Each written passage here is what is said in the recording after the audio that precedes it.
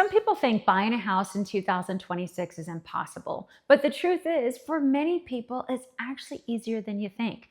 The biggest mistake I see buyers make, they self-approve, or worse, they self-disqualify before they ever talk to a lender. In this video, I'm going to walk you through 3 things most people completely misunderstand about qualifying for a home loan. How much money do you really need for a down payment?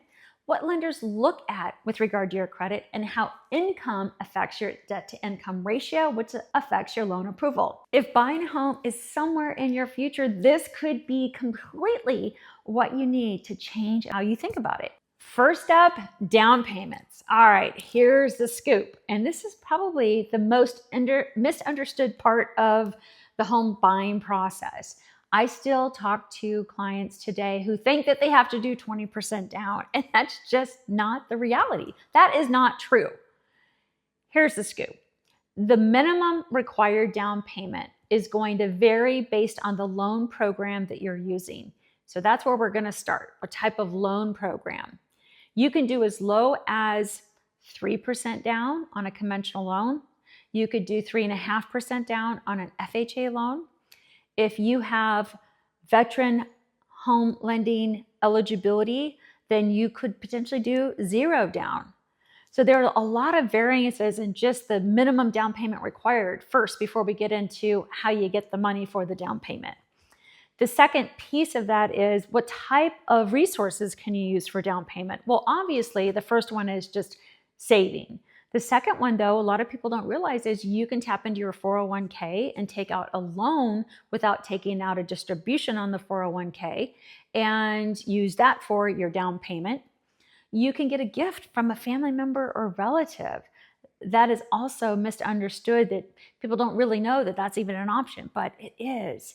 Now, the lender's going to want to track the money from the person gifting you the funds for the down payment. Remember, with home lending, all the money has to be tracked. That's just part of the process. And then lastly, there are down payment assistance programs. There are grants. There's a variety of municipalities across the country that have programs to help with home ownership and promote home ownership. So know that there is a variety of options out there to help you with that down payment. But the number one thing that I hope you take away from this is realizing that you do not have to put 20% down in order to purchase a home. Credit. All right, this is a big one, so stick with me here.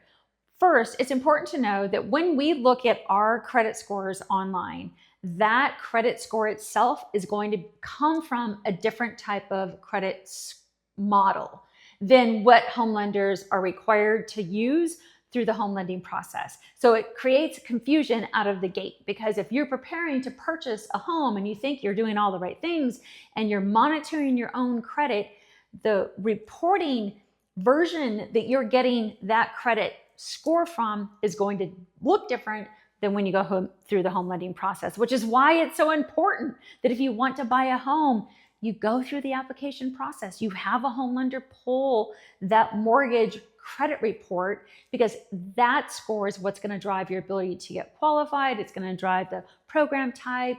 It could potentially impact the cost of your mortgage insurance. So first, it's just important to know that, again, as consumers, the scores we see are not what home lenders see when you go through the process, because home lenders are required to use different versions of Equifax, TransUnion, and Experian, as we move through the home lending guidelines and process. Okay, 2, it's not just about your score. I know, because it feels to me that everything and everybody that talks about the home buying process, it's always about a certain credit score number. And while the credit score itself is important, the credit profile is as important. So score and profile. For example, maybe your score meets the minimum credit score requirement for the program, but maybe you've had a 30-day delinquency that's now being reported on your credit report, and maybe it was just recent, like in the last month or 2.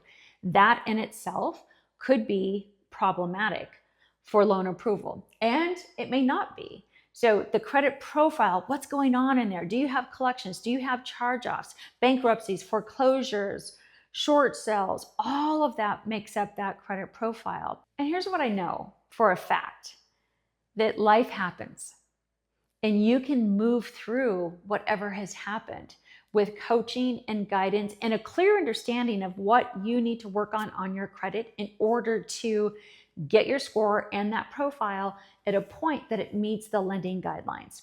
Generally, the more recent the late payment is or the derogatory action is to the point in time that your credit's getting pulled, that's going to weigh heavier into your credit score and into your ability to get approved. Whereas if you're a year or 2 years or 3 years outside of when your credit is being pulled, meaning that maybe that life occurrence where you had some lates or maybe you had a collection, all of that stuff, the longer it gets away in your past, the less relevant it becomes. Now, that's not always the case. It just depends on the extent of what was going on with the derogatory payments or situation. But just know that there's hope. And I don't want you to think just because you had a 30-day late payment doesn't mean you can't qualify. You have to go through that pre-qualification process. Have a home lender pull your credit. They're going to be able to review it. And oh, by the way, lenders have access to credit simulators that they can help guide you on, hey, if this, then this. So if you take this action, here's what happens to your score. And at that score, here's what happens to your interest rate or your cost of your mortgage insurance, or your score needs to be here if you take this action. So that whole simulator is at the hands of home lenders. And we can help coach you through what that looks like if you are in a situation where something hit your credit. Because again, life happens. We all know that. Don't let the life happening piece of this hold you back from making an application and seeing what's really going on from that home lending guideline standpoint and your credit profile. And lastly, it's all over AI, the internet, and even with some home lenders. It's important to know that a home lender may have a minimum credit score requirement where the actual program may not have one. And I'm sharing this with you because we had a buyer recently that came to the KellyZitlowGroup and worked with Tara on the team. And this buyer had a 530 credit score. So that's a middle of the 3 credit bureaus, 530 credit score. And they were denied by several other lenders. Well, FHA allows for a 530 credit score as long as you're putting 10 or more % down, and they were. So we were able to get that loan approved through the automated underwriting system, and that person was able to purchase their home. That's a great example of realizing that I'm not saying it's right or wrong, and sometimes it's very difficult to navigate, that there's a lot of variables out there between what home lenders say the minimum credit score requirement is, that could be their minimum credit score requirement, versus what the actual program says is the minimum credit score requirement.